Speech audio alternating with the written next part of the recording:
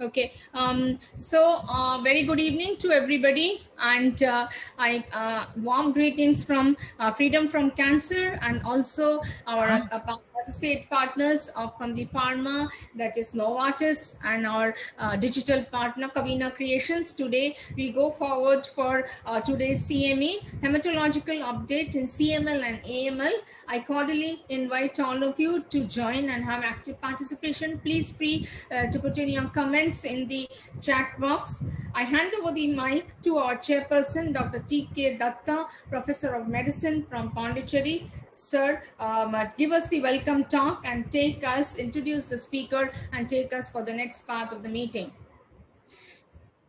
Good evening, everybody. Thank you, Dr. Anita. Now, I would invite Dr. Sangeeta, the first speaker from Bangalore, medical oncologist. I would request her to introduce herself because I do not have your CV with me. Good evening, sir. Yeah. Yes, Dr. Sangeeta. Thank you. Sir. Thank you, ma'am. Thank you, sir. Good evening. Good evening to all my seniors, juniors, and all my colleagues. And I'm Dr. Sangeeta, medical oncologist from Bangalore. So I work at ESI and also at Fortis. So today I've been asked to speak about nilotinib recent updates. So I think thank you for Novartis for this opportunity. I think I'll go straight into the talk. Is that all right, ma'am? Yeah, straight. Yes, please. Yes. Thank you. So we'll be talking today about the nilotinib recent updates. So this is since it's a pharma sponsored by Novartis, so I would like to put on the Novartis disclaimer. So in short, it just says that the visions are basically by the author, and Novartis does not take any responsible for any inaccuracies, and also Novartis does not recommend the use of nilotinib for any unapproved indications. So before beginning to what we are going to talk about, ma'am, have you shared your screen, ma'am? Yes, I have. Ma'am, it's not visible to us, not ma'am. Okay, so I thought it was visible that time itself.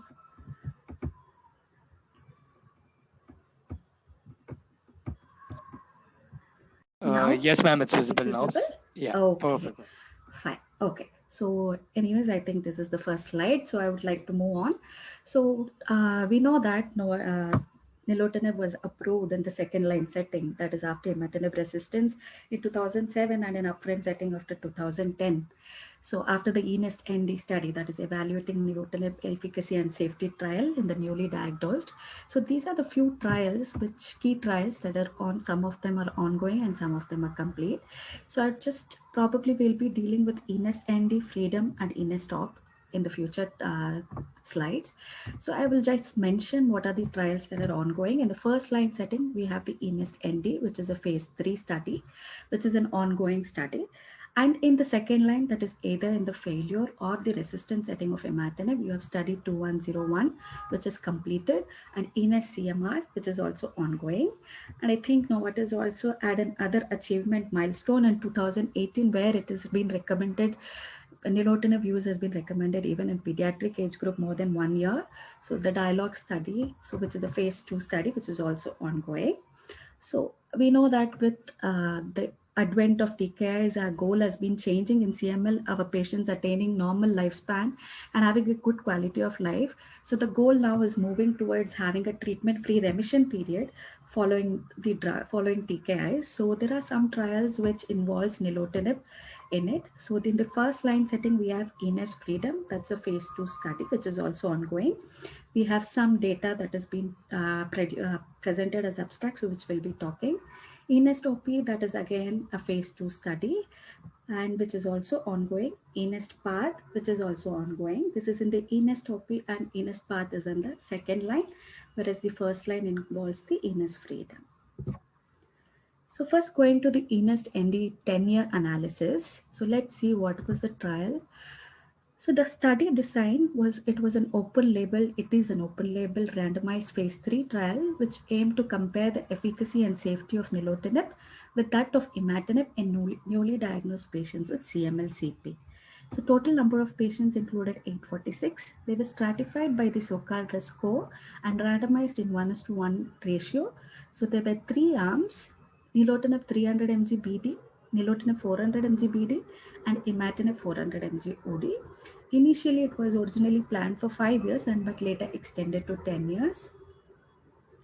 The primary endpoints it aimed was the rate of MMR at 12 months, and key secondary endpoints was rate of complete cytogenetic response at 12 months and durable rates of MMR by 24 months.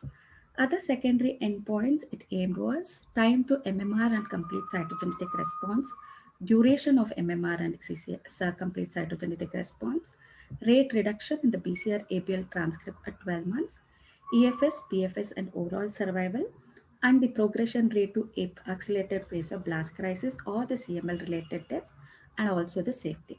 So we'll see some of the endpoint, what was achieved. So going into the results, so the cumulative incidence of MMR by 10 years, we could see at 5 years, the rate was 77 with nilotinib 300 BD, 77.2 with nilotinib 400 BD, and 60.4% with imatinib 400 OD. And 10 years, a slight increase definitely. So we could see 77.7%, 79.7%, and 62.5% of the patients with nilotinib 300 BD, 400 BD, and 400 OD respectively attained MMR by 10 years. So higher rates, this says that higher rates of MMR for nilotinib treatment patients are also durable up to 10 years. Then now the concept is about attaining DMR, that's a deep molecular response, so that we have a TFR rate. So this slide mentions about the 5-year and 10-year MR to the log of 4.5. That is, by 5 years, 53.5% in nilotinib 300 BD and 52.3% in nilotinib 400 mg BD, and 31.4% in imatinib 400 mg OD attained the DMR response. And by 10 years, definitely there was a further increase. So 61%, 61.2%, and 39.2% respectively attained the DMR response. So from 5 to 10 years, year 10, additional patients definitely achieved this milestone with nilotinib. Then going ahead to what happened to the progression to the next phase. So progression to accelerated or the blast crisis. So this was, there was in the co-treatment and also in the study group, that's a co-plus extension patients. So all we can see is that with this slide mentions that in comparison to imatinib, nilotinib arm, both the arms had less progression in compared to imatinib, whether it was in the core group or in the study group. So nilotinib significantly reduces the risk of progression at 5 years compared to imatinib, and there were no new progressions on the core treatment group since the 5-year analysis, and in the study group we had 1 in each arm of nilotinib and 5 in the imatinib group. This is again the same results that I have mentioned. So the progression beyond the 5 to 10 years were more in the imatinib than in the nilotinib group. Then coming to overall survival, which we all look, yes, definitely, as expected, we do not find a significant overall survival benefit between any of these arms. Then coming to about the deaths that are occurring, this is this slide mainly mentions the 5-year deaths, though the supplementary had a 10-year death survival data, which is not clear. So what we can see is in the 5-year overall deaths, the number of deaths in the nilotinib arm were less in compared to imatinib, and also the death due to advanced CML were less in nilotinib than in imatinib. But a 10-year study, what we see is definitely it is same as the deaths due to advanced CML are definitely lesser in the nilotinib arm than the imatinib arm, but probably the number of deaths that are recorded in the nilotinib arm at the 10-year study was a little higher than the imatinib, but definitely due to advanced CML, the deaths were lesser in the nilotinib arm. So there was no difference in the overall survival. So seen at 5 or 10 years, and definitely there were fewer deaths due to CML in the nilotinib treated patients compared with the imatinib treated patients. So this is again supplementary data. So this only says that BCR-ABL levels at 3 months were predictive of future OS, but definitely if we're still not changing our treatment based on the three-month level data, but it says that it implies that there may be a better overall survival if the rate of BCR-ABL is less than 10% at 3 months. So this is in the imatinib arm, this is in the nilotinib, and this is the 400 mg BD arm. All arms says that if the BCR-ABL level is less than 1%, the overall survival at is expected to be higher. So all three says the same. Then we're looking for the adverse events.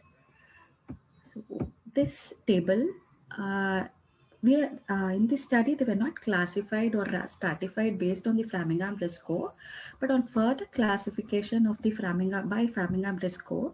So we know that nilotinib, we are watching for cardiovascular events, which could be an ischemic heart disease or an ischemic cerebrovascular accident or a peripheral arterial disease. So this table, in short, to summary, I can say that nilotinib arm had a significant risk of cardiovascular event than the imatinib arm, and it was more significant in the patients who had high Framingham risk score. So that's all it says. So any event in the high Framingham risk score was higher than in the imatinib arm. So there was increased risk of CVA in the nilotinib arm, and the difference was marked in the high Framingham risk score. Inclusion was independent of the study was independent of the risk score. There's one more observation, though it is not in the endpoints, but there's also, which is what we are aiming at. So our goal is to see for TFR rates in future, especially in young patients or patients who want to become pregnant. So in them, so what we could see here is among the patients, so patients who could at least have a TFR eligibility with each arm was, so at 5 years, we could see the eligibility was 20.9% in nilotinib 300 mg, 20.6 in the 400 BD, and only 11% in the imatinib arm. And at 10 years, again, the rates were definitely higher in the nilotinib arm than the imatinib arms. So that is a short data about the INEST-ND. So moving ahead, we'll see what is the data about nilotinib in treatment-free remission, how it has evolved. So like as already said in the key points, so we'll be discussing INEST Freedom, the abstract that was presented in 2019. And that was at the front line, INEST Freedom, the front line setting, that is inclusive of using imatinib less than 4 weeks. And patients were at least received nilotinib for more than 2 years. And in second line, it is INEST-STOP, that is imatinib more than 4 weeks and nilotinib more than 2 years. Also the INEST path. So I'll be presenting the 192-week data from the INEST Freedom. So that was presented as a poster at EHA 2019. We'll go in for the details. So it is a single phase arm 2 study. So adults with CML-CP were included. Typical transcripts, there were no atypical transcript patients that were included. Patients had to receive at least more than 2 years of frontline nilotinib and had to have a deep molecular response, that is MR to the 4.5 log reduction in the BCR-ABL transcripts. Followed by which, after inclusion, they were stratified again to get a consolidation phase of almost 1 year. That's a 52 weeks. So the RQ-PCR was done every 12 weekly in the consolidation phase.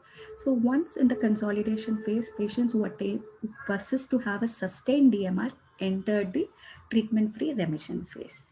So during the treatment-free remission phase, it is important to measure your RQ-PCR every 4 weeks so more frequent monitor in the early phases and less frequent monitor in the later phases. So first 48 weeks, it is every 4 weeks, and second 48 weeks, it's every 6 weeks, and thereafter every 12 weeks. And if patients did not have a sustained DMR in the consolidation phase, they continued nilotinib and were again seen to enter the phase if they had a sustained DMR. So this is again how the BCR-ABL levels were monitored, like already said, every 4 weeks in the first year, every 6 weeks later, and every 12 weeks beyond 3 years. So Tasigna was reinitiated within 4 weeks if loss of MMR occurred, and following reinitiation, patients were monitored monthly until MMR was re-established. So the results, we could see here, the sustained TFR is maintained over the 192 weeks. So at 48 weeks, 53.1% remained treatment-free remission, and at 3.7 years, 48.7% still remained in the TFR group, and beyond 2.8 years, no one actually entered the nilotinib reinitiation phase. So we know that at least more than 40% or like 48% remained in the TFR period. So what happens to the rest of them on reinitiation of the nilotinib is the next slide. So we could see patients who lost DMR had rapid regain of molecular response as early as 7 weeks on reinitiation of nilotinib. That is, MMR was achieved in 50% of the patients by 7 weeks if retreated, and DMR, that is MR 4 to 4.5. So 50% of the patient achieved DMR by 12.9 weeks. So, and then we could see that at least 98.9% patients who received nilotinib regained the MMR, and 92.3% patients regained DMR by 3.7-year analysis. So DFS, or disease progression and survival. So no cases of disease progression have been reported in the Ines Freedom. There were no deaths since the 2.8-year analysis, and none of the deaths that were described were due to CML. Overall, 7 deaths were reported, and in the consolidation phase, it was 1. It was not related to the treatment. And in the nilotinib reinitiation phase, we had 1 acute myocardial infection, 1 respiratory failure, and 1 second cancer, and 1 unknown cause. The PFS at 3.7 years was 95.6%, and the overall survival at 3.7 years was 95.7%. The slide in summary. So then comes the monitoring of the adverse events. So overall grade and the musculoskeletal pain. Though the cause is not very clear about why there is development of musculoskeletal pain, it is looked into basically a withdrawal syndrome, like drug withdrawal, TKI withdrawal syndrome, probably in relation to the what are the target agents that are inhibited by the TKI. Maybe the levels increase once you stop the drug. So probably the musculoskeletal pain is attributed to those.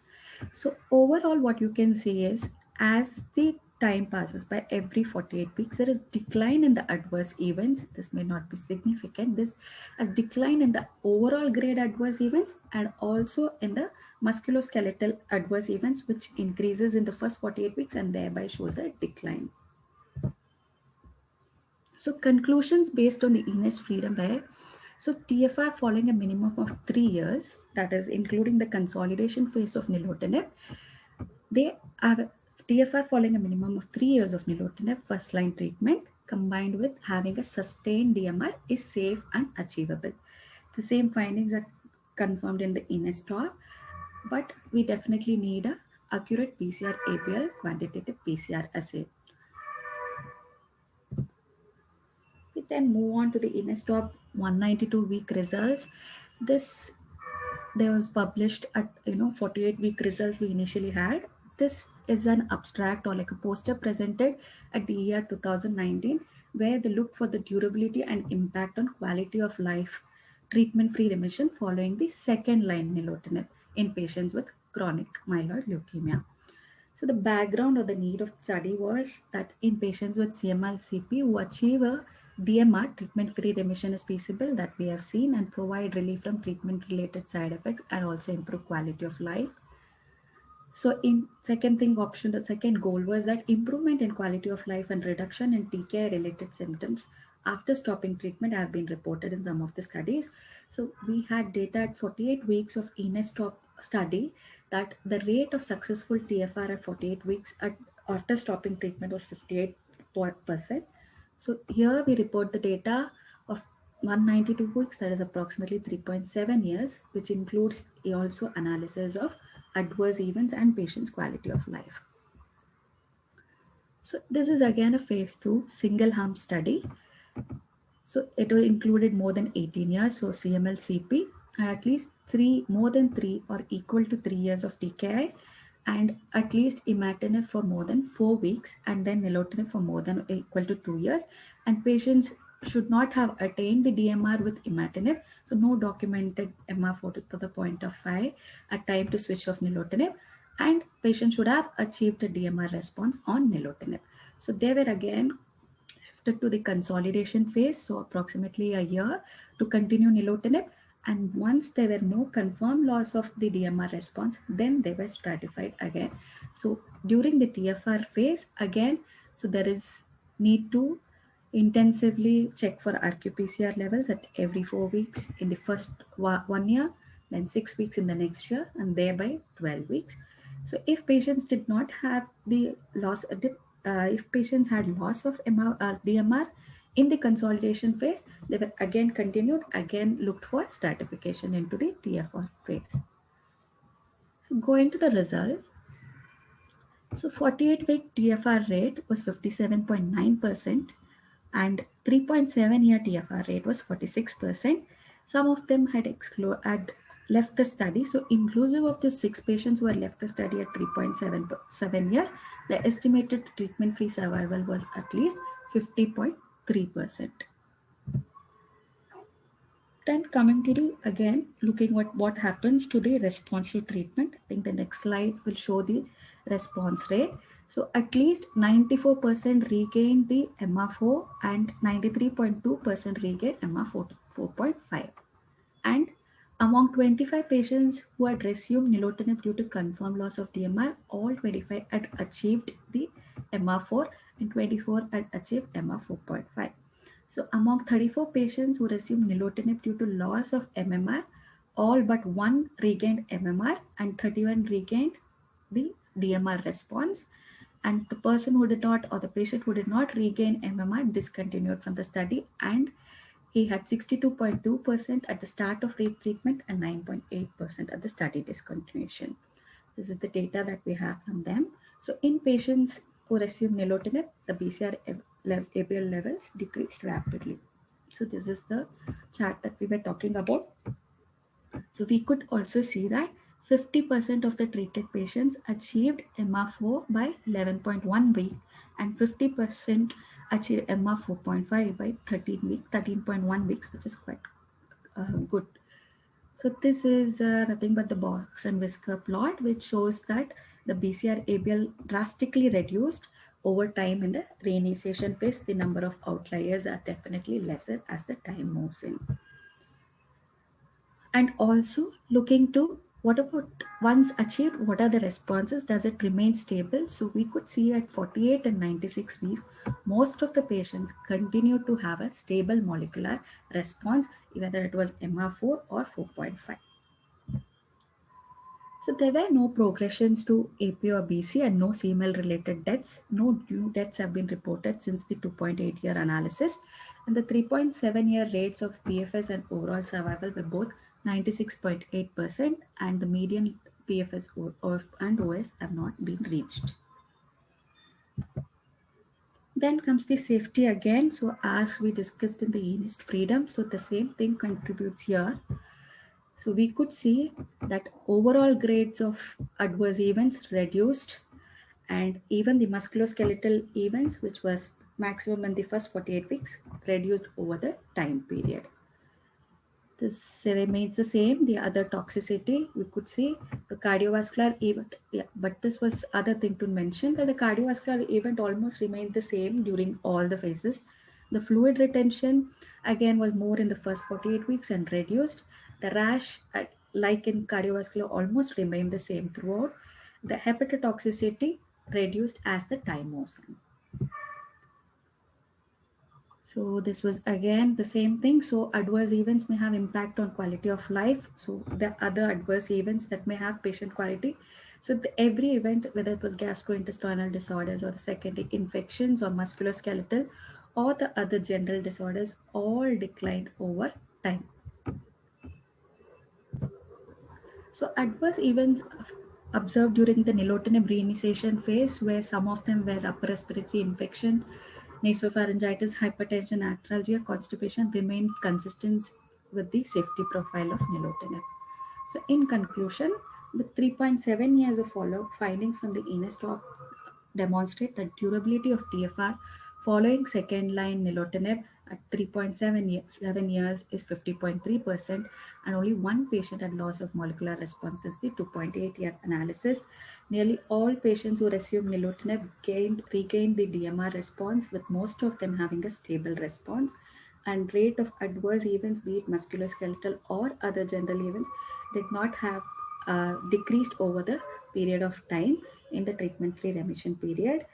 And so this supports or like continues to support that there is evidence to support the durability and safety of TFR after stopping second-line nilotinib, and together with the results of INESCMR suggests that more patients are eligible for TFR, which probably will be the future goal while we treat our patients.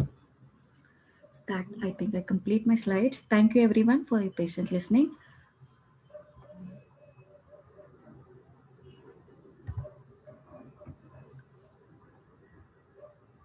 I can't. Datta sir, you'll have to unmute your mic, sir. Yeah. Am I? Yeah. Yes, sir. I just want to know I mean, adverse events as compared to imatinib. How was it? Actually, it was more looking like cardiovascular events where or what we were looking in nilotinib specifically. Definitely, there were more in the nilotinib arm, whereas the rest of the non hematological toxicities, or whether it was a gastrointestinal toxicities, rash, they were more comparable. Definitely, these cardiovascular events and the hepatotoxicity were slightly more in the nilotinib arm than the imatinib arm. Okay. Any comments, questions from others? So, ma'am, we've received a question in the chat. Anita, ma'am, would we take the question now, or do we take it at the end? At the later part of okay, sure, ma'am. Sure, ma'am. Okay. Now, because we can always talk about with all of us. I request everybody to stay back, and then we can address all the questions in the later part. We'll proceed to the next part. Okay, we'll go to next thing. Yeah, sir, your comments after the talk. Few comments, Dr. Datta. Yeah, that's what. So what I would like to say is that, yeah, it is promising, nilotinib, but our maximum experience is up to how many years? So this is Dr. Sangeeta? Yes, sir.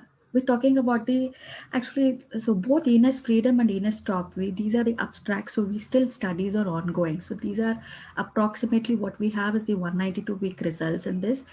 And for a treatment-free remission, definitely in the first line setting and the second line setting, we already have enough data about nilotinib. But if the goal is about TFR, I think the studies are still ongoing. Maybe we'll have to, outside the trial, I think we still have to think about what to be done, because the point is that we don't know about what is the data of patients who have continued on nilotinib and patients who have stopped nilotinib. So we don't have data on that right now. Okay. But definitely for young, for probably if a patient, I would probably choose for a patient, a female patient who would like to become pregnant, or probably at that setting, maybe at present. Otherwise, I think we can wait for the complete data and then decide. Yeah, thank you. Any other comment? Question? Okay, then we move to the next session. Thank you, sir. Thank you, everyone. Is that all right, Dr. Anita? Yeah, fine. It's a case-based discussion. Okay. And thank you, Dr. Datta, for your comments. I invite other panelists, Dr. Akila from Coimbatore, Dr. Tanga from Chennai, Dr. Chandramauleshwari from Chennai, Dr. Aruna from Chennai. I don't know, Dr. Kartika is not joining. Is it, Kashish? Yes, ma'am. Dr. Kartika and Dr. Tanka might not join. So we have Dr. Chandramauleshwari, Dr. Aruna, and Dr. Shrikant who've joined, and Dr. KP Akila ma'am will join us soon, ma'am. Dr. Akila. Also, I request Dr. Krishna Nathanam and even Dr. Rama Prabha to be with us for the discussion. Okay, I'm here, Anita. Don't worry. Yes, yes. Thank you so much. Okay, thank you, sir. So let's proceed with the case-based discussion. So yes, chronic myeloid leukemia. I think there was one of the questions: what is an blast crisis and what is an accelerated phase? Okay. Dr. Chandra Mauleshwari, you want to take the question, or even Dr. Aruna, because we'll also include juvenile CML in the discussion. I think there was a question in the chat box regarding blast crisis. Yes, ma'am. Yes. Good evening, all. This is Dr. Chandra Mauleshwari. So blast crisis, according to WHO 2016, is more than 20% blast in the peripheral smear or in the bone marrow. But there is a little bit of like mixed or controversies in this, because WHO says it is more than 20%, but I think the transplant registry has a different opinion. So the percentage of blast according to the transplant registry is that it should be more than 30% either in the peripheral blood or in the bone marrow. But what in practice I generally do is to follow the WHO 2016 and count the 20% blast either in the peripheral smear or in the bone marrow and take it as blast crisis. Or it could be an extramedullary collection of blast, which can also account for, it could also be taken as evidence for blast crisis. Aruna ma'am, any contributions from your side? Dr. Aruna? Yes, ma'am. Madam, your explanation was great, ma'am. So we are also following similar to that. We follow a blast percentage of more than 20% in the peripheral blood or bone marrow. And similarly, the other parameters, usually we do not see much in the pediatric population. So we don't see this basophilia of more than 20%. Yeah. But that is important for adults, and platelet count of more than 10 lakh or less than 1 lakh. All these are less common in children, but raising blast count is often the most prominent feature in children. But all these contribute to the definition of blast crisis. So as Madam told, presence of chloromas or extramedullary disease also is a feature of blast crisis. And seeing a focus of blast in bone marrow biopsy also is also one of the diagnostic criteria for blast crisis. Yes, thank you, doctor. Okay, so we know that there are several lines for the treatment for it, and then also we come to the first case. Please, okay, now a 43-year-old gentleman, weakness and fatigue for 3 months, has more than 2 lakhs white blood cell count, blast in the periphery is 5%, 15 centimeters of spleen, Philadelphia positive, RT-PCR showing 90% mRNA, intermediate so-called RITs, and has asthma and is on control with inhaler. Now, what are the investigations would you like to do if this patient coming, if you had not done the bone marrow? Ma'am, generally the peripheral smear, of course, with CBC, and then followed by bone marrow. And in the bone marrow aspiration, clot and bone marrow biopsy, all of that is being studied. And in the bone marrow aspirate, of course, the percentage of blast count becomes very, very important.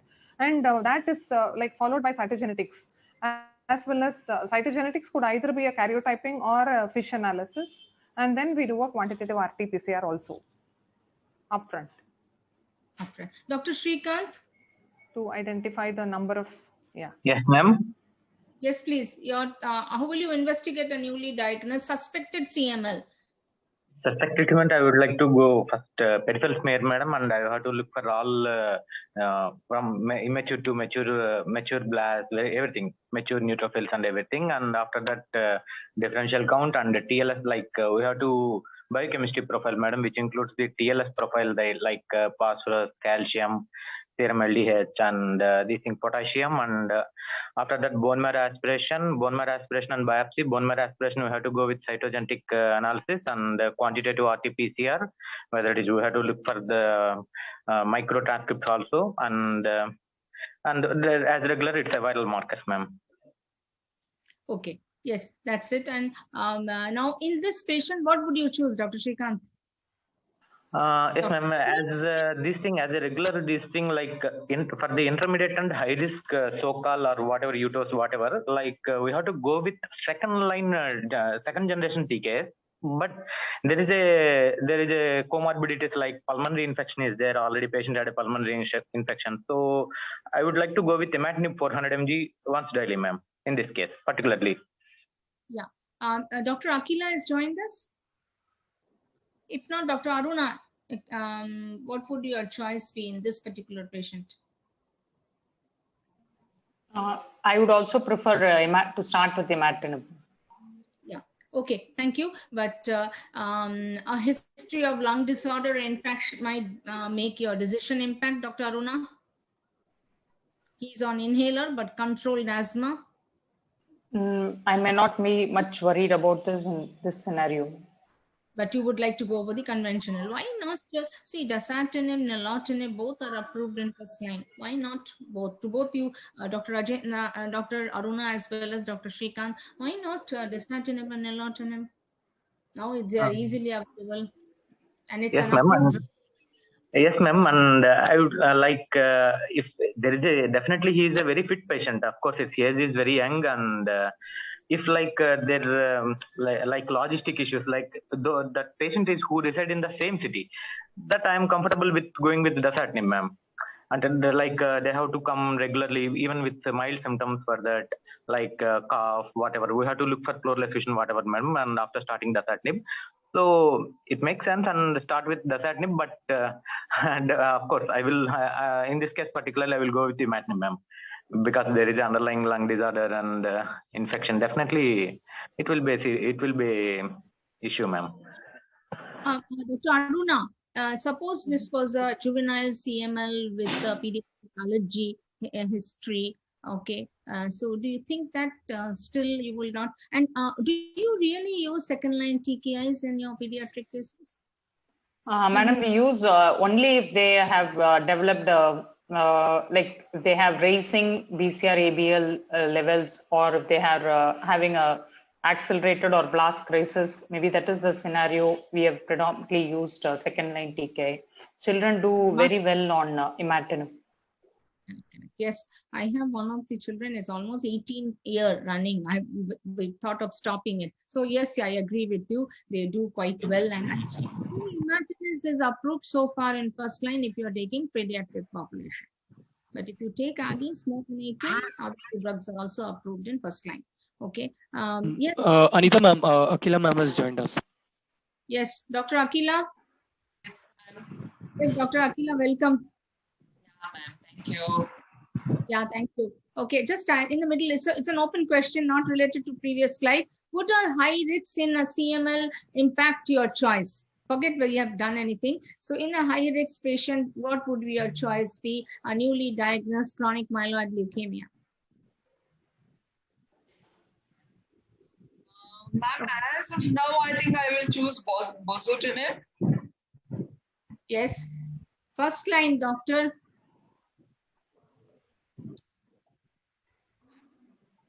Doctor. Hello? Yes, I'm hearing you. Please tell.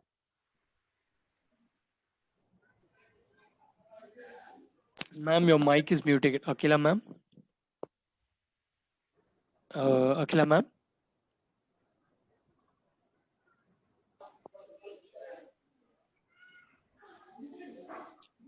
Hello? Hello? Yes, yes, ma'am, we can hear you. Ma'am, as of now, I think I would start on dasatinib. Okay. For all high risks. Ma'am? Yeah, yes, please. Oh, sorry, I think I joined it between and I'm not really okay. Now clear we can. About the question. Yeah. Okay, continue. Okay, so this patient had imatinib 40 milligram per day, and then how will you follow up and monitor somebody who is started on with imatinib? Akila, also, if you want, you can take this. A person on newly started with imatinib. What is your how do you follow them up? How do you monitor the response? I think as of early, once I start the patient, I ask them to come every 15 days initially to see whether the side effects are there and do a routine CBC. And of course, later on, if they are stable, I would go ahead with BCR-ABL once in 3 months. Okay, so yes, you think that the response, the BCR-ABL level, it's very important in this aspect because we need to pick up the mutation and the resistance. So both hematological, cytogenic, and molecular response. Okay, so Dr. Aruna and Dr. Shrikant, would you like to comment on when do you really do bone marrow again at any point of time? Okay, what is your frequency of BCR, ABL? Yes, ma'am. As a we have to check every 15 days this thing, ma'am, and CBC and everything. After that, the BCR ABL is we have to go with on 3rd month, 6th month, and 12th month, ma'am. Okay, and that's it, ma'am. And regarding BCR ABL, these are the milestones, and 3rd month, 6th month, and 12th month. Okay. For the first 3 monthly, first 2 years, then make the frequency much bigger, 3 to 6 monthly later on. Yes, ma'am. Okay, fine. Thank you. Okay. Now, this patient had a complete hematological response, partial cytogenic response of 30%, and weight gain, spleen was not palpable, feeling better, but the BCR ABL was greater than 10% at 3 months. What would you do, Dr. Aruna? So, so whenever at this time point, usually we get maybe this is the time we'll get a repeat marrow and mutation analysis done. And in this scenario, if the mutation analysis is either not contributory or it is we identify a mutation, then we proceed with the 2nd line drug based on the mutation report. Or if there is no mutation detected, I usually prefer dasatinib as the 2nd line. Second. Dr. Shrikant? Yes, ma'am. At 3 months, would you consider as failure, or you will yes, still? Yes, ma'am. At this point of time, and we have to clinically we have to look for this bone marrow cytogenetic analysis and mutation analysis, ma'am. Actually, already mentioned that patient is very compliant and he is regularly taking medication. And in the second, in the treatment perspective, there are two things, ma'am. We have to switch to alternate TKIs, and there is a dose escalation of imatinib. We have to look for that dose escalation, maximum of 800 mg, and these both were we have to look into. These are the 2 options, ma'am, in the treatment side. Dr. Chandramouleshwari. Dr. Chandramouleshwari. Yes, ma'am. Yeah. So Dr. Shrikant said when we look for mutation analysis. So how do you go about? Ma'am, mutation analysis actually, as I said initially, it can either be done by cytogenetics or by doing a PCR or by doing an NGS. So out of all these testing modalities, NGS I think has the utmost sensitivity and specificity, but the cost factor and the logistics are difficult. So I currently don't think many of us are actually in the practice of doing a mutation analysis by doing an NGS. So cytogenetics I think is a worthwhile option. So cytogenetics can either be by a karyotyping or by a FISH. So karyotyping will give the details of any additional mutations or any cryptic alterations which cannot be detected by FISH also. So my vote would be for karyotyping and FISH, ma'am. Both of it. Okay. And as rightly said by all our panelists, it's a high risk for failure. So the BCR ABL transcript at 3 months is the only requirement for predicting outcome in these chronic myeloid leukemia patients on TKIs. And if the blast persists or the BCR ABL is greater than 10%, at 3 months, they're very high risk. Almost 28% of the patients fail to achieve their goal. Okay. Now, already Dr. Shrikant had mentioned 2 points. Dr. Akila, what would be your therapeutic strategy at this point of time? What happened? We repeated the BCR again at the 4th month. It was still 20%. So, what would you like to do at this point of time for this patient? I mean, ideally, now I would like to switch to a 2nd generation TKI. Okay. Now, why not increase the dose? Imatinib. I think I would basically switch because the earlier the response, the better the patient benefits. Okay. What about Dr. Aruna? Madam, to achieve a faster and deeper response, I would still consider switching to a 2nd line drug. Once when those drugs were not easily accessible, we used to double the dose or like raising the dose, all helped and to bridge the gap. But I think when we have 2nd line drugs so easily available, I would prefer 2nd line drugs. Yeah.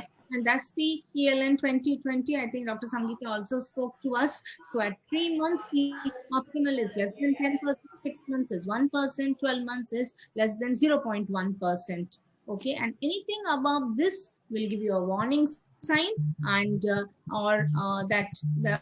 definitely there is a failure. So the mutation testing needs to be done before we switch over the TKI, and these are the areas where the recommends earlier switch at 3, 6, and 12 months if your criteria is greater than 10, greater than 1%, and what we are talking about. Now, that's the 2020 guidelines for milestones. So at 3 months greater than 10, 1 to 10 is at the 6 months. And then once it is more than a year and you have greater than 1, that's where it is the TKI resistant disease. What our panelists already said, evaluate the compliance, consider for bone mutational testing, and before you move on to the other things. Now, this particular patient, what we did was we gave a higher dose of imatinib because there were other logistic issues. And but then with the increased dose of imatinib, diarrhea and GI disturbances came, and the BCR was hovering around 18%. Okay, a quick thought process from Aruna. You have been using for all pediatric cases. So what is the cumulative toxicity, or if you increase the dose, do you see any abnormal toxicities of imatinib? And knowing fully well, very easily available drug, nobody can be deprived of the treatment because it is very easily available and it's free in many scenarios. Other than some fluid retention and bone pains, we have rarely encountered serious toxicities with imatinib. So sometimes we do see myelosuppression requiring adjustment of doses with imatinib, but otherwise serious toxicities is almost very rare. There's one patient who presented with a renal failure after nearly taking imatinib for more than 10 years. So this is the only patient whom I've encountered with a serious toxicity. On that, relatively a safer drug to use. So at this point of time, we had again an option of repeating the PCR, also doing the mutational testing, change the drugs. Okay, now we did the mutation testing. Dr. Srikanth, the mutation detected was F317L. Yes, ma'am, and definitely I will check whether it is sensitive to which second generation drug, and I will change this, ma'am. I will go with second generation drugs, ma'am. There is no point of increasing imatinib. Definitely this is a failure at this point of time. At the end of 6 months, it is a failure, treatment failure for imatinib, and I will go with second generation, ma'am. Yeah. See, if you see second generation now, second generation, what would be your choice, Dr. Akila? Patient has a mutation of the T315L or I, sorry. Dr. Akila? She got unmuted. Dr. Srikanth and Dr. Aruna can continue. Actually, this mutation, as it is mentioned in this chart, is sensitive to nilotinib but resistant to dasatinib. So this helps us in identifying which drug is going to work for this patient, and definitely mutation analysis is strongly recommended in such a patient. And in this scenario, we would start with nilotinib. Right. Nowadays, if you see the NCCN guidelines, the clear-cut chart, like how we have in lung cancer, T790 mutations, it definitely in the TKIs with the mutation-wise, these are also available. And again, coming back to the same discussion, assessment of BCR-ABL transcript at 3 months is very, very much predictive of the outcome. And it is very important that we, it is highly significant, there's a time to change when you identify this, because changing therapies upon failure, earlier you do, you get an earlier response time and achieve an optimal response later on. And so evidence suggests that similar outcomes for patients with suboptimal response does not lead us anywhere. And again, this is again a graph showing us combining the BCR-ABL transcript level at 3 and 6 months in CML. It helps us in early intervention strategies. Okay, these are a couple of articles which brings us to this discussion, and it is strongly recommended to identify the TKI failures. Okay, next one of our panelists already mentioned, deep molecular response is also very important, and it gives you sustained remission. Okay, and that's what we have seen. These are the certain drugs, recommended tyrosine kinase inhibitors if you have a resistance, ponatinib, and some of them with dasatinib, bosutinib. So we do have generics available in like bosutinib and dasatinib, not in nilotinib, but with the mutation analysis, yes, we can use it. So this particular patient had nilotinib, 400 milligram continued, counts became normal, platelets was normal, cytogenetic was 2/20, cytogenetic response and at 6 months, the RT-PCR shows a BCR-ABL 1%. Quickly, Dr. Akila is there? Or anybody, Dr. Shrikant, Dr. Aruna can take it. Even Dr. Chandramouleshwari comments at 6 months BCR-ABL 1%. Yes, ma'am. It's absolutely very good response at this point of time, ma'am. Yeah, please go on. Yes, and we have to continue same with the dose of 400 milligrams twice a day. That's a good. We have to continue same, ma'am, after this also. It's a very good response. Dr. Chandramouleshwari? Ma'am, yes, it's a good response. And at this juncture, I also want to point out that apart from the quantitative RT-PCR, which is used currently for assessing the molecular response by detecting the messenger RNA transcripts, there are other investigations which also are there in the pipeline. So digital PCR is more sensitive. Like suppose you want to detect like whether the response is really accurate. Digital PCR is also in the pipeline, which I think is futuristic and probably the investigation of choice is going to be that. Like currently now RT-PCR is being used, but later on I think digital PCR and then the DNA assessment. Now currently we are assessing the messenger RNA transcript. So like in future the DNA will also be assessed, and I think the response can accurately be predicted by assessing the DNA when compared to the messenger RNA transcripts which are currently in use. So that is still in the pipeline and it is in the developing stage, not currently come into practice. Yes. Yeah, thank you. And if this particular patient had the BCR done at 1 year, 2 years, or almost 3 years, and at the end of 36 months is 0.002, maintained more than a year, and the total TKI is 3.5 years. Okay, when do you want to intervene? When do you want to stop? Dr. Akila? As of now, I think I will not stop, and there is no guideline saying that cessation of TKIs can be done. Yes, Dr. Shrikant, Dr. Aruna. Yes, ma'am. And already this is a this is a first line treatment failure, ma'am. According to when we are starting with imatinib, definitely I don't want to stop for this patient, ma'am. Okay, for this particular patient, you want to continue. Okay. Yes, ma'am. Okay, and Dr. Aruna? Madam, I would wait for some more time and then decide on stopping the drug. Okay, so I think all of us agree with it because we already seen a failure and then there's a high risk of this, and so better to continue treatment and for some more time. And this shows a graph, the treatment failure response rate at 3.7% with the 3.7 years, more than 50% was in treatment-free survival when we continued.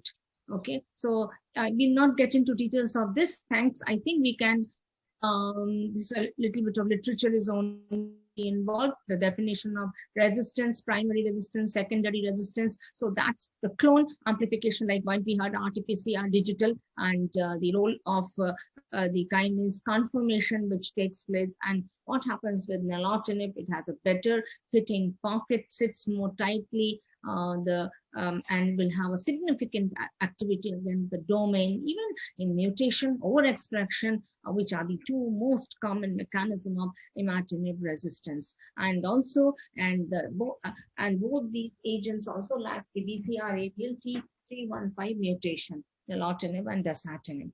So in the second generation of the T315, you remember that the bosutinib is an effective third generation. The other newer drugs which are also coming to be effective. So intolerance, we always keep an eye that whether they have correctly taken the medicines, And so I think we can wind up today. Long-term data confirms a survival advantage of chronic patients with imatinib. Careful monitoring is needed to detect the adequate imatinib resistance failure and identify them as early as possible and switch over to the second generation and a very important drug we have with us, which nicely fits against the imatinib resistance clones and mutants, both with overexpression and mutation, and increased potency of BCR-ABL inhibition. And those who even cannot tolerate the 300 milligram dose and become intolerant are all eligible for the nilotinib continuation. And now we do talk about stop and go. That's when to stop nilotinib, and that's a separate thing we'll discuss later. But also an allogeneic stem cell transplant still remains the only therapeutic option. But I think all of us have almost stopped doing it with the good TKIs around. And I think, thank you very much. I have any comments? I would like Dr. Krishna Kumar Attanam to give some expert comment and also invite him for the treatment paradigm in FLT3 AMLs. Dr. Krishna Kumar? Yeah, you want Krishna Kumar or Krishna Ratnam? Who do you want? Sir, sorry, Krishna Ratnam, sir. So okay, because there's another guy in Madurai who is Krishna Kumar. He's not there for today's meeting, sir. Okay. See, I know, it's a wonderful discussion about the CML. You discussed about all the TFR points. I mean, failure of the first line and initiating a second line is not a complete bar to discontinuation. Of course, in this case, you have to wait at least for 3 years for a deep molecular response, and then make sure the patient is compliant for regular monitoring of BCR-ABL every month for the first 1 year. If that is not feasible, he won't be a candidate. I mean, you should be compliant for that. And yes. Of course, we had good discussion about the early failure. And at the early failure, there are a lot of paper from Australia about the rate of falling at the 3 months, because you always need to have a baseline BCR-ABL. And if it has come over 50%, I think it was Susan, somebody who was from Adelaide. She's the one who is an expert. And you can wait for a few more months and then decide about switching to the second line. So you should always have an initial baseline BCR-ABL. Although, many people do only qualitative, you should also do a quantitative to know this exact slope of fall. And there is a recent paper in the Blood as early as yesterday, where the kinetics of BCR-ABL fall predicts the treatment-free remission. And that's an excellent paper published in the Blood by the Australian group. I think they have said about if the kinetics of fall is less than 3 days or 5 days initially, and they do very well at the TFR, it is a predictor. It was just published in the latest Blood journal from the same Australian group. Of course, this patient, managed beautifully. Regarding whether you start initially first line or second line depends upon the so-called risk. And of course, in asthmatic, we won't start dasatinib, we would start nilotinib. So yes. I think this patient you can stringently follow up for a few more years, and then if he continues to maintain a deep molecular response, and if he is a compliant person, then you can perhaps think about TFR. But he will not be the same like who has achieved with the first line. So you have to be a little bit more careful with this patient.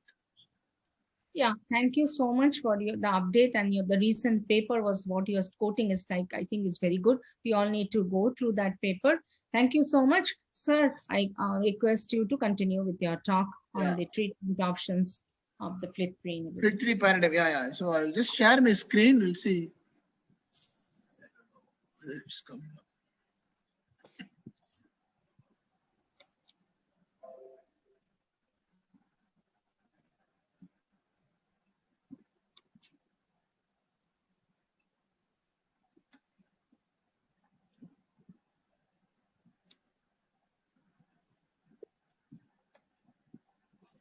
Can you see the screen or it is not? Sir, we can see the presentation, sir. So sorry? We can see your presentation. You can make it full screen, sir. Can you see? Sir, we can see your screen, sir. We can see your screen. Okay, fine. So can I start? Yes, sir. So can you make it full screen, sir? Your presentation? Yeah, I'll do it. Yeah. Thank you, sir. It is already this Yeah, okay. So is it okay now? Yes, Sir, so it's very perfect now. good. So it's It's very perfect good. now. Okay, fine. So I am going to restrict my talk only to the FLT3 mutated AML because that was the brief given to me regarding disclosure. Novartis supplied the slides, but I also added some of the extra slides. So it is not a 100% cut and paste. So I also contributed a little bit by reviewing the literature on FLT3 mutated AML. All of you are familiar with the WHO classification of AML, which is very important to classify. You have different subgroups, and there are some named entities in AML. Sir, which sorry you have to to document. sir, sorry to interrupt you, sir. We can see Yeah. your Chrome now, sir, not the presentation. Sorry? So we can see your Microsoft Bing now, not the presentation. Now? So now we can see. Yes, please go ahead, sir. Maybe I think the first slide was a problem, I think. Can you see the screen now or no? Sir, again, you're on Microsoft Bing. Maybe it's okay. Sir, I'll go to the next slide. What about this slide? Sir, we can see cytogenetics and molecular mutations, sir. Yeah, okay. So you have different, well-defined karyotypic entities in AML. That was the first slide about. You have 821. You have, the first slide. I will just read about it. It is a 821 mutation, inversion 16, PML RARA, 911 mutation 69, translocation inversion 3. So these are all well-defined entities. The good karyotype cytogenetic entities of AML. Then you have also the other cytogenetic and molecular abnormalities which are combined. So you have the favorable, intermediate, and the unfavorable group. So you have the NPM1 mutation, which is very favorable, or with the low risk, low allelic ratio FLT3, it's a favorable. And biallelic CA-BPA, T821, which is RUNX1, RUNX1T1, and inversion 16. So these are all favorable. So this is a combination of karyotyping and molecular. So you need both karyotyping and molecular markers. So the intermediate would be, the NPM1 mutated with a high FLT3 ITD, or NPM1 wild type with a low FLT3 or a 911 mutation translocation and cytogenetic abnormalities which are not classified. So these will all qualify for a intermediate risk. But the unfavorable one will be the complex karyotype or NPM1 negative with a positive FLT3 or a P53 mutation, which is very, very important. So you need to have both karyotyping and the molecular markers to assess your risk, whether it's favorable, intermediate, or unfavorable. So the minimum for AML workup, what I do is you should do a karyotyping and you should ask for NPM1, FLT3, CE-BPA. These are mandatory. Green tea. Over and above that, you can ask for an NGS panel and you will get so many other findings like whether IDH1, TET2, DNM, T3A, P53, ASXL1. So, but for the minimum basic required would be the karyotype as well as the basic minimum molecular markers, which would be FLT3, CE-BPA, and the NPM1. So these are the basic essential markers so that you can assign your risk to their patient. So as I said, the NGS, if you do the NGS, you would see a lot of more markers, and some are targetable, some are not targetable, some have got excellent predictive value. For example, the P53. If you have a P53 mutation, the response to chemotherapy will be very poor. You might as well give the patient hypomethylating agents because the treatment-related mortality with chemotherapy will be very high, and then take the patient directly for a transplant. So you have a karyotyping, you should have basic molecular markers, and if the patient can afford and you have facility, you should ask for a complete mutation panel. And this is the direction which we are going now, traveling in the AML. Now coming to the topic of the day, which is FLT3 mutated AML. So some of the points I wanted to highlight. So FLT3 per se is expressed in majority of AML cases. So you should not confuse FLT3 with FLT3 mutation. The mutation is present in about 25 to 30% of the cases, whereas the FLT3, which is the normal oncogene, is expressed in majority of cases, whereas the mutation is present in about 30% of the cases. TKD mutation is in 7%, and FLT3 is a driver mutation, and it can evolve from diagnosis to relapse. And this is a very, very unstable mutation. From the diagnosis, it can evolve to relapse, or it can disappear during relapse. And so it's very, very unstable. It's very, very dynamic. So it can disappear at relapse. It's an unstable marker. And mind you, it may not be an ideal marker for MRD monitoring, unlike NPM1 or the 821 translocation. So it's a very, very unreliable marker for MRD monitoring because of the reasons I alluded to, because it's quite unstable, because it can deceptively disappear during a remission, but still patient can be MRD positive on flow, and it can come back again in a florid relapse. So it is totally unreliable for MRD. And it's a driver mutation. It can appear at relapse, persist or lost, and at relapse, if you find FLT3, it's got a very, very dismal prognosis. And it is detected by PCR, and NGS is not suitable for FLT3. And that is another point. It's a point mutation, and you may miss it, or it could be a big deletion. So you may miss it by NGS. So PCR is very ideal for FLT3. So FLT3 tyrosine kinase activation in AML, this is the mechanism. Once it is mutated, it becomes like a constitutive activation of TKI, just like your 922 translocation. And the ITD is more dangerous than TKD.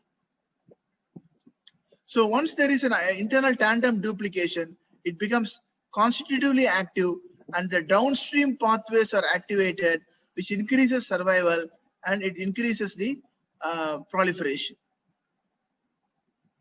And there are 2 points which are mentioned about the allelic ratio and variable allele frequency. They are allied to each other. The variable allele frequency means the ratio between the mutated allele compared to the total number of alleles in the sample, whereas the allelic ratio is just a mutant to wild type. I mean, normally we use allelic ratio, and some labs may use the variable allele frequency. And the cutoff point for between a low ITD allelic ratio and high ratio is about 0.5. So why is the allelic ratio is important? If you have a less allelic ratio, the overall survival is much better than patients with a very high allelic ratio.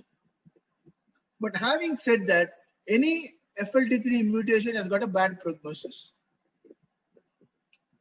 So the FLT3 ITD signal can impact patient outcomes, and as the ratio goes up, the prognosis is worse.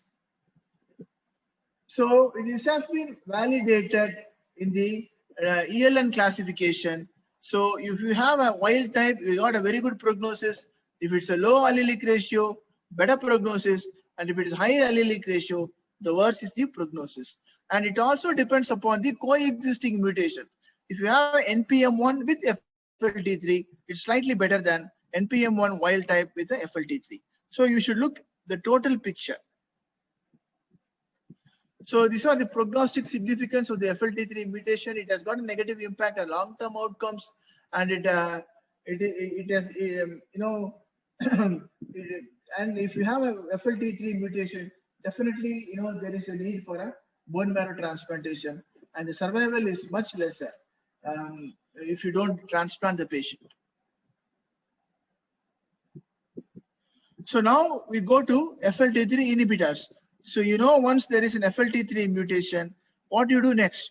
In usually the turnaround time for FLT3 mutation is about 8 days. So you send off the FLT3 mutation and then you start the induction. You don't wait for the induction, for the FLT3 report.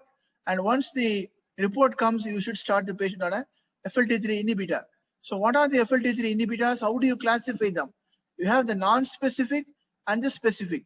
Midazolam, sorafenib used to be an origin, the older FLT3 inhibitor. Now it's taken over by midazolam, and the midazolam is a first generation, and it's totally non-specific, multi-targeted kinase inhibitor. If you want to go for a specific FLT3 inhibitor, you have got gilteritinib, quizartinib, and crenolanib. We'll talk about it later. So midazolam, it acts on the downstream pathway, and it has got a activity against various, the downstream kinases. Not only acts on the FLT3 kinase. So the FLT3 mutation is imperative, ITD and TKD, and the TKD is not that bad, but ITD is worse. And it should be completed at diagnosis. As I said, you send off the mutation and then you start your 3+7 induction. And once it's positive on day 8, you must add the FLT3 inhibitor. So midazolam is the initial inhibitor, FLT3 inhibitor, which is approved. It is a multi-kinase inhibitor. It inhibits various kinases, as you could see from this in this slide. So as a single agent, it does not have much activity. Initial trials were done, and as a single agent, you don't use it at all. Whereas in the initial phase 1, they found out the toxicity data, but it is not used therapeutically as a single agent. So as a single agent, the results are very, very poor. So what is the pharmacokinetics? It is rapidly absorbed after oral administration, and it is metabolized by the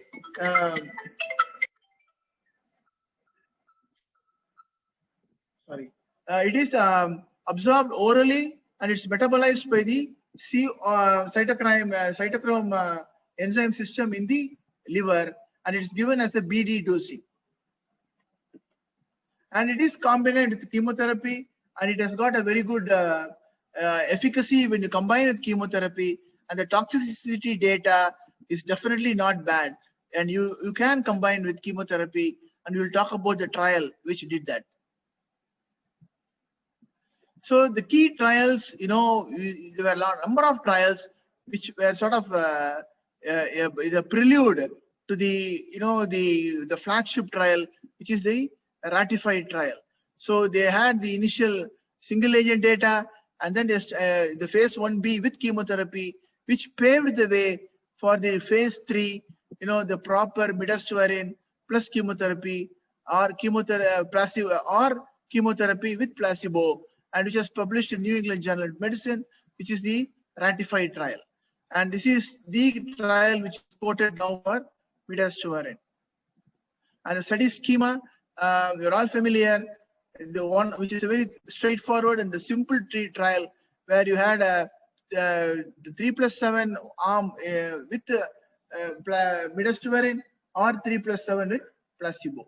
And the midazolam was continued beyond induction to consolidation, and even after transplant, the patient had allogeneic transplant, it was continued for the specified period of time, and you had a stratification with a low and a high allelic ratio, and it is a TKD or a ITD. And the main endpoint was the overall survival. The secondary endpoint was the event-free survival and the disease-free survival. And the data were also censored for a transplant to know whether the allogeneic transplant also had a beneficial effect. So this is just a diagram of the placebo arm. So how many patients were screened? You see initially about 3,000 plus, and then 896 were FLT3 positive, and only 717 were randomized, approximately equal between midazolam and the placebo.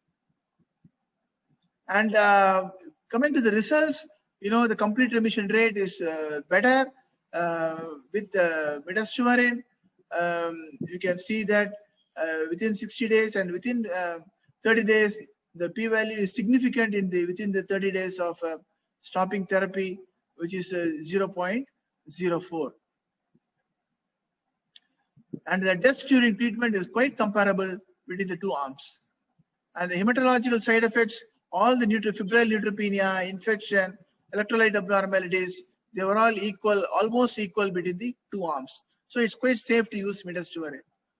And the transplant rate is much better when you use midostaurin compared to placebo. And the disease-free survival, you can see here, the midostaurin arm scores over the non-midostaurin arm. And if you, the event-free survival, if it is a non-censored for transplant, again shows a better disease-free survival and the overall survival. And if you have the censored at the time of transplant, still you can see a better survival, meaning that the transplant also contributed, midostaurin contributed to the results of the transplant. And this is the overall survival post-transplant. You can see the blue, the line, which is the top line is the midostaurin arm.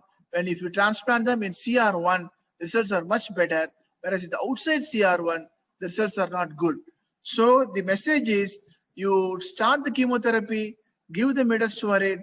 As soon as the patient enters CR1, you have to go for a transplant.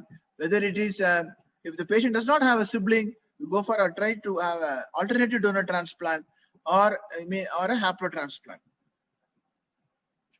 So you can see the benefit of allo-SCT for a FLT3 ITD, and the ratio is more than 0.51. The results are much superior with the transplant, whereas it is a low ITD, the result is the contribution to the transplant is not that great.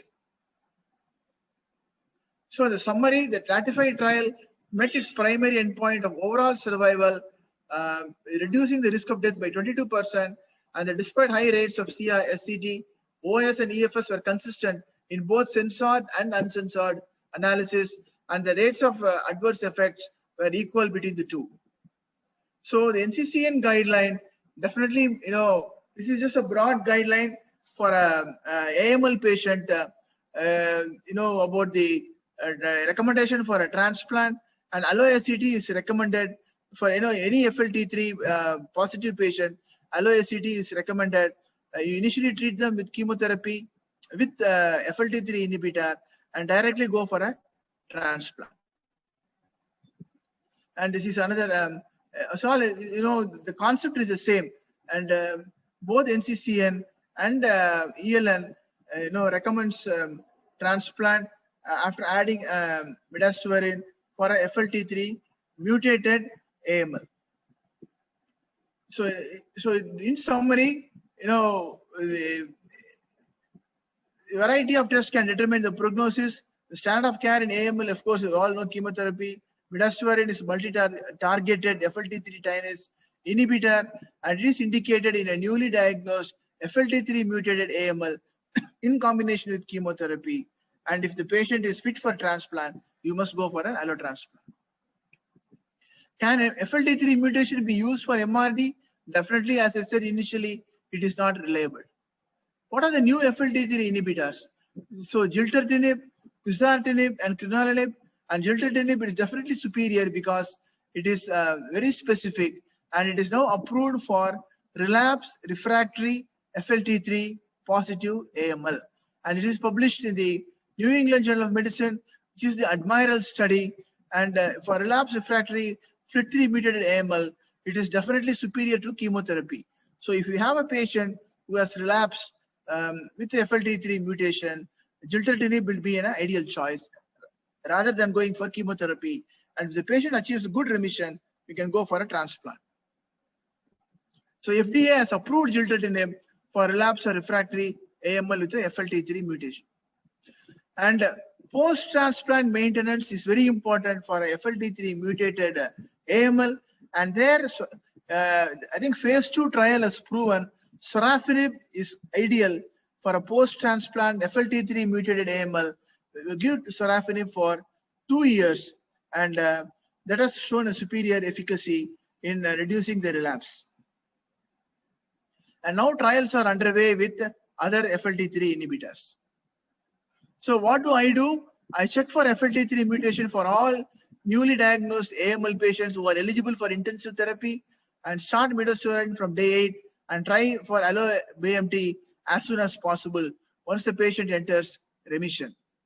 And the talk will not be complete without mention about elderly AML, because today you have a wide variety of options for elderly AML after the advent of venetoclax.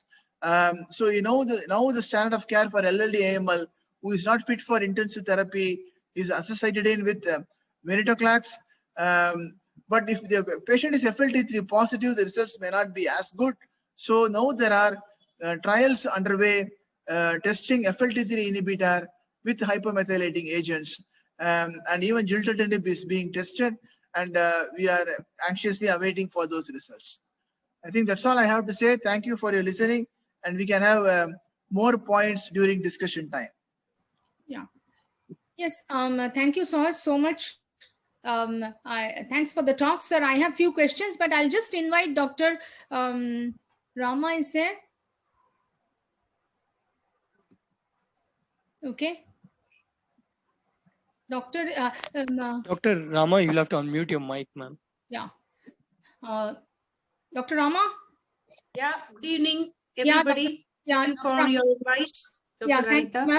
I just want to put my first question, and I want you to take it through. And a question to Dr. Krishnaratnam. Sir, in my medical college practice, I do have many patients who they are not elderly, less than elderly. Okay, they are, but due to logistics, 3+7, we do get approval in the government scheme for 3+7, but then we are not able to give it because the complication amount is not covered by the government scheme.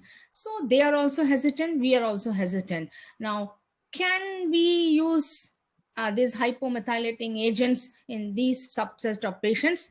And if they are FLT mutated, can we use the drug as well? In a younger individual, due to logistics, can we give hypomethylating agent because that's cheaper? See, the data is very, very clear. Hypomethylating agents as the best. If you want to cure any patient, it can be used only as a bridge. So, so it is not curative at all. So if you want to cure a patient who is fit for therapy, you have to use 3+7 with the FLT3. And a combination of hypomethylating agent with FLT3 has not been, clearly proven. The data is not out in a randomized trial. So we all face this problem, where the finance is an issue. But unfortunately, at the most, if the patient enters into remission, you have to, apply for CM scheme and at least go for a transplant. Otherwise, the patient will not be cured if you use only hypomethylating agent. Sir, Dr. Rama. Yes, please. Yeah, there are two options I have tried. As Dr. Krishna Kumar said, there's no so far randomized trials to say hypomethylating with FLT3 as a bridging treatment before transplant. The two ways we can do is, there is a well-proven Tata-based oral chemotherapy, metronomic therapy, which I have tried for one patient who has extremely poor socioeconomic status, prednisolone, etoposide, and thiaguanin. Now thiaguanin is not available in market. The second option is if there is a possibility, we can actually try azacitidine plus venetoclax, which is approved. And then if we can bring the patient into remission, then we can actually proceed with transplant. But if you look at the cost of venetoclax plus azacitidine, probably if the patient's cost will be only very slightly variable in comparison to 3+7 induction, unless they go into severe neutropenia or sepsis. The other thing that I try to use to avoid complications or especially the fungal infection is if we try and consider them as high risk and start them on antifungal prophylaxis upfront, because they are going to be neutropenic at presentation and they are probably more than 3 weeks old in the neutropenic category, try on high risk prophylaxis antifungal so that we can avoid a treatment dose of antifungal later on with neutropenic sepsis, which has helped in one of my patients.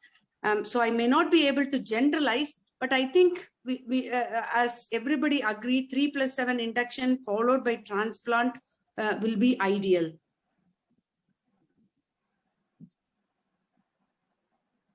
Hello? Hello?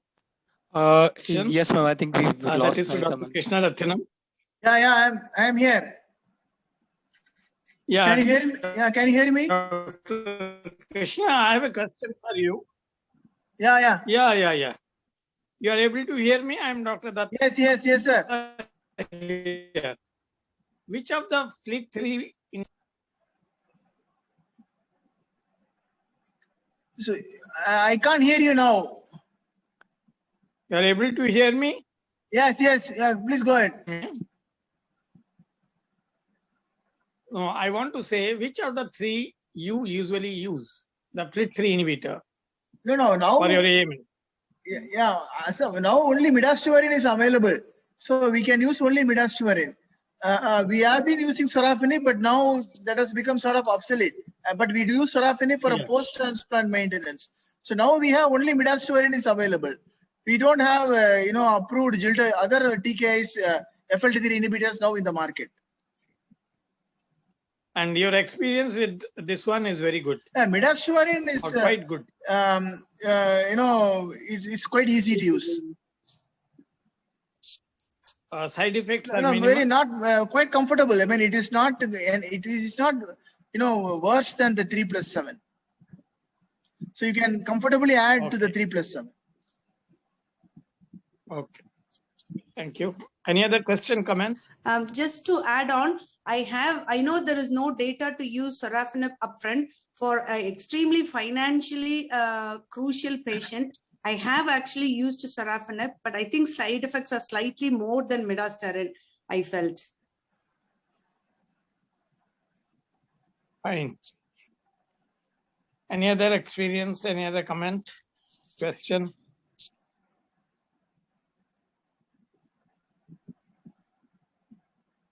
If you're using, how long do you continue after 3+7? See, the midostaurin study is you continue along with consolidation, so totally up to 1 year. You are supposed to give the midostaurin. And if it is post-transplant, sorafenib for 2 years. Yes, correct. Any side effects are there for this drug? It is only the hematological side effects, the neutropenia and nothing. It is mostly hematological and a little bit of non-hematological with the gastrointestinal. Okay. Dr. Anita, one more point I thought I'll share with you. In the medical college setting, if the patient can't afford a posaconazole prophylaxis, what I have used for high-risk patients is syrup itraconazole, which has a better oral absorption than tablet, and the cost for antifungal prophylaxis actually comes down. So wherever I am economically sort of hand-tied, I have used syrup itraconazole. So for your young patient with 3+7, if you want to use sort of because of the financial status, you can actually try syrup itraconazole prophylaxis with sorafenib if you want a FLT3 inhibitor, and then put him for transplant, because I think transplant, it is actually, we can get around CMKT approval now for all the FLT3 mutations, allogenic. Yes, ma'am.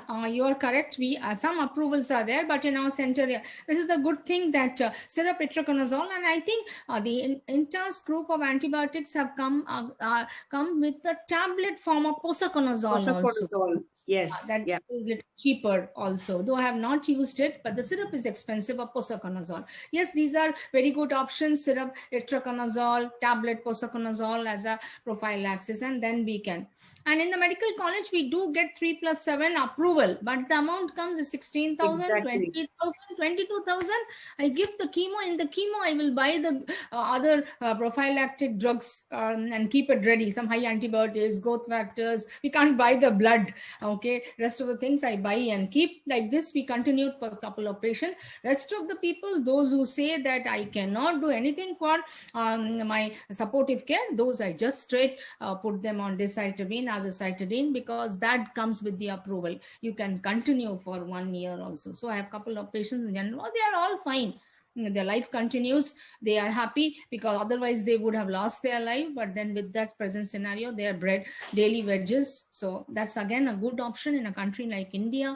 Hypomethylating agent beyond approval, that is in younger, less than 45, who we cannot go for, who cannot think of transplant, and we cannot go for 3+7. Yes, Dr. Krishnaratnam.